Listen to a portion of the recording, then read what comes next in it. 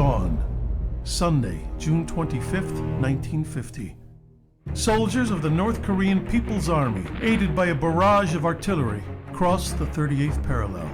Escalating tensions between North and South were now plunging the Korean peninsula into all-out war. Within days, the South Korean capital of Seoul was captured. The invasion caught the United States off guard. Obligated to its fledgling ally in the South, the U.S. hastily regrouped, preparing to send a force to meet the onslaught from the North. A shell of its World War II power, the U.S. military was met with early setbacks and driven to the extreme south of the peninsula, to the port of Pusan, where they would make a final stand and wait for reinforcements from home. Among those reinforcements were men of the 65th Infantry Regiment from Puerto Rico, known as the Barranquilleers, in tribute to the island's native name. the Puerto Rican unit had participated in the First and Second World Wars, but had never been truly tested in battle. The men were immediately pressed into action, attached to the Army's 3rd Infantry Division and taking part in the breakout from Pusan and drive north. Following General Douglas MacArthur's daring invasion behind enemy lines at Incheon, the North Korean assault disintegrated and Seoul was recaptured. The momentum turned and the Allied forces pushing north, victory appeared within sight. But hopes of victory soon met cold reality in December 1950 in a remote part of North Korea near Chosin Reservoir. The Chinese army, backed by the Soviets, had recently entered the war and launched a massive assault on the overextended U.S. 8th Army and 1st Marine Division. In one of the epic battles in American history, the completely surrounded Americans slugged their way towards safety and evacuation at the port of Hungnam. Stationed on the frozen ridgetops overlooking the port were the Buccaneers, tasked with ensuring that the troops, along with thousands of North Korean refugees, could board the ships to safety in the south.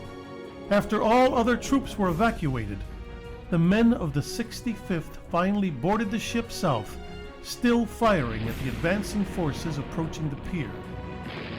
For their gallant defense during the Marines' escape, the 65th was awarded the Navy Unit Commendation. Soon, the Buccaneers were back where they had started, the port of Pusan, to once again begin the long slog north.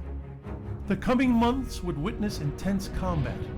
In February, men of the 65th would charge Chinese positions in the last battalion-sized bayonet charge in U.S. history. In April, when the 65th came under heavy attack, Master Sergeant Juan Negron single-handedly held off the onslaught for hours, despite being wounded, until a counterattack could be organized. Originally given the Distinguished Service Cross, Negron would eventually be posthumously awarded the Medal of Honor on March 18, 2014. The 65th would continue to see combat throughout the Korean War, and after decades of honorable service, was desegregated in March 1953. Following the intense Battle of Outpost Harry, the men of the 65th returned home and the unit was deactivated. Nearly 600 men had been killed and 2,100 wounded, making the Korean War the bloodiest conflict in Puerto Rican history.